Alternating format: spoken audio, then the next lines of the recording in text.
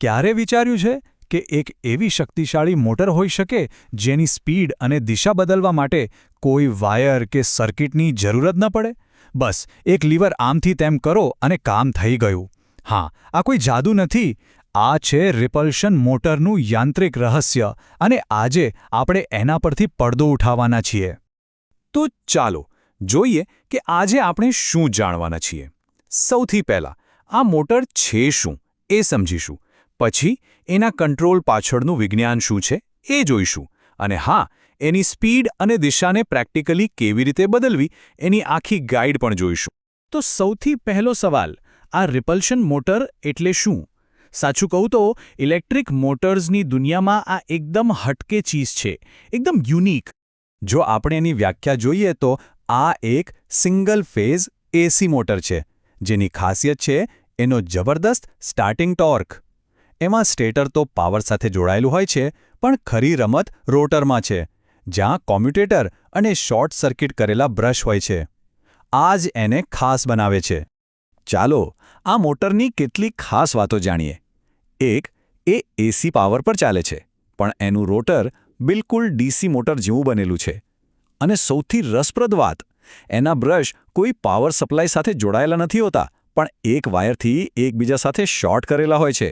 અને આ જ કારણ છે કે શરૂઆતમાં એને આટલો બધો ટોર્ક એટલે કે તાકાત મળે છે. તો સવાલ એ છે કે આ કામ કેવી રીતે કરે છે? એની પાછળ કોઈ કોમ્પ્યુટર ચિપ કે જટિલ ઇલેક્ટ્રોનિક્સ નથી. આખી વાત ફિઝિક્સના એકદમ સાદા નિયમ પર આધારિત છે.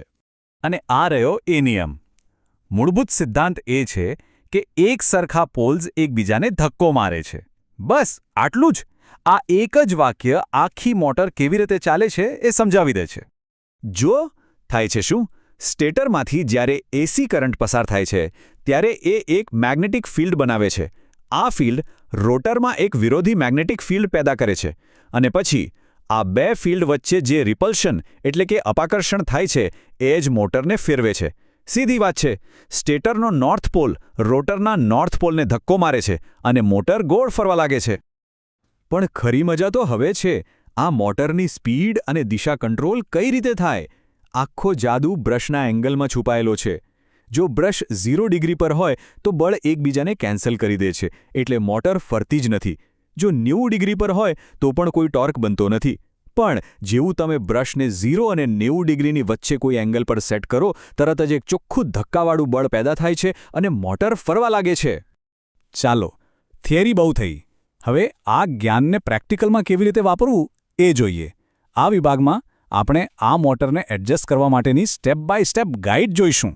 અને આ મોટરની સૌથી અદ્ભુત વાત એ છે કે એની સ્પીડ અને દિશા બદલવા માટે કોઈ ઇલેક્ટ્રિકલ કનેક્શન બદલવાની જરૂર જ નથી. બધું જ મિકેનિકલ છે.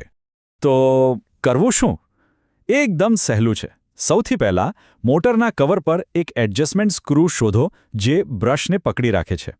બીજું, એ સ્ક્રૂથી રોકર આર્મને ઢીલો કરો. ત્રીજું, અને આ જ મુખ્ય સ્ટેપ છે, રોકર આર્મને હાથથી જ નવા એંગલ પર ખસેડો.